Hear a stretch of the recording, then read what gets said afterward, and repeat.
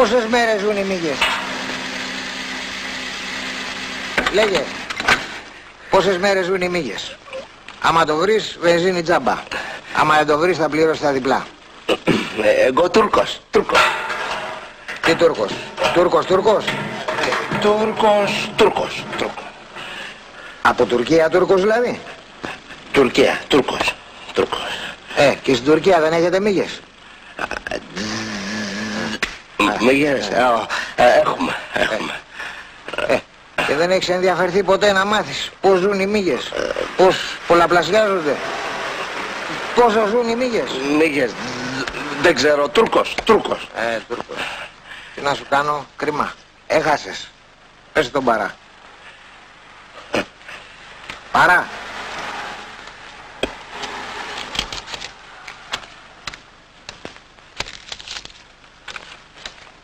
Έλα καημένα.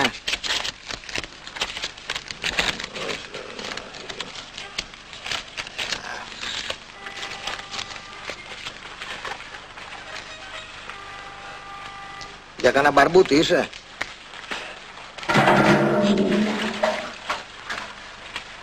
Ευχαριστώ. Είσαι καλό παιδί, γι' αυτό ας το πω. 20 μέρες ζουν οι μύγες. 20 μέρες μόνο. Κατάλαβες? 20 κολομέρες και μας κάνουν τη ζωή δύσκολη.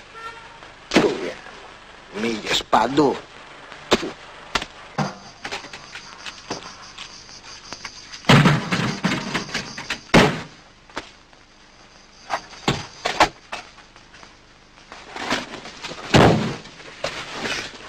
Πόσες μέρες ζουν οι μύγες?